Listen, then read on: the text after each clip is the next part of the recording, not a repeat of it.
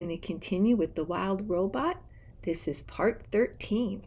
When we left off, Bright Bill went to the robot graveyard even though Roz did not want him to. So she followed him there on foot. And when she got there, he had been looking at the robots and pressing the button on the back of their heads, but none of them would respond.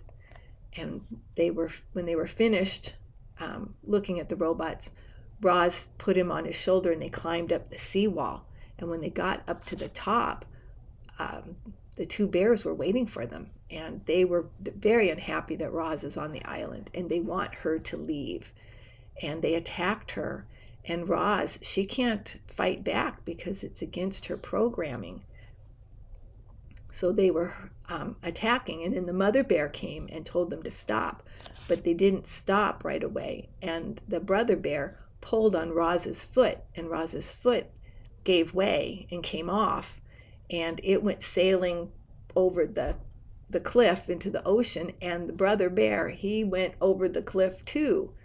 And Roz was able to save him with the help of the mother bear and the sister bear that lowered Roz down by her legs so she could grab hold of the brother bear. But she doesn't have a foot. We're going to continue now. This is chapter 47, the parade. Does it hurt? Bright Bill touched the smooth surface where his mother's foot used to be. No, it does not hurt, said Roz, but it will be difficult for me to walk. The bears huddled behind the gosling and stared at the robot's stump of a leg. Nobody understood how a foot could pop off like that, or how Roz could remain so calm. Roz, I'm sorry my cubs attacked you, said Mother Bear. Sometimes they're completely out of control. It's okay. You know how they are at this age. I can't thank you enough for saving Thorn. I promise my cubs will never bother you again. Isn't that right? Yes, Mother, said Nettle and Thorn together. The robot tried to walk. She bobbed up and down on her uneven legs, which worked well enough on the flat surface of the cliff top, but once she entered the forest, her problem became clear. The smooth stump had no grip, and it slipped around on the forest floor. So Roz tried hopping on her one good foot. She took a few crashing hops and then clanged into a tree trunk. A few more hops and she crashed into the undergrowth. I'm really sorry I broke off your foot, said Thorn as he helped the robot up from the weeds. I forgive you, said Roz. Whether she was capable of true forgiveness is anybody's guess. But they were nice words, and Thorn felt better when he heard them. It looks like I will have to crawl home, said Roz. Nonsense, said Mother Bear. I have a better idea. Mother Bear lay on the ground while her cubs boosted Roz onto her back. Then Bright Bill fluttered onto the bear's broad shoulders. And when they were both safe aboard, the group set off through the forest.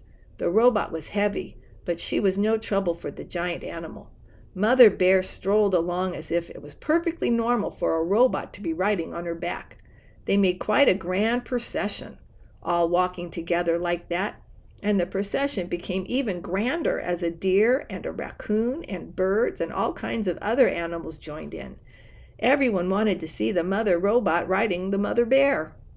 The group wound its way past ancient trees over rolling meadows. There's a picture of the procession. The group wound its way past ancient trees and over rolling meadows and through babbling streams, collecting more and more curious animals as they went. It was the grandest parade of wildlife anyone had ever seen, and leading the way was our robot Roz. But the parade couldn't last forever. As the sun went down, the other animals began drifting away, one by one. And when the parade finally arrived at the nest, only the original members remained. Here we are, said Mother Bear, helping Roz down into the garden. Now, wasn't that better than crawling all the way home?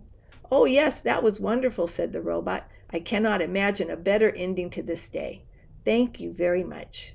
Yes, yeah, that was amazing, squeaked the gosling. My friends won't believe me when I tell them I rode across the island on the back of a bear. I'm glad you enjoyed yourselves, Mother Bear smiled. It's the least I could do after all the trouble these two caused. Her smile became a frown, and she glared at her cubs, who suddenly took great interest in a pebble on the ground. It was late, and it had been a long, difficult day for everyone. So the bears said goodbye and headed back to their cave. Bright Bill and Roz stood in the garden and watched their new friends lumber away. And then the gosling said, "Mama, do you think you will ever walk again?"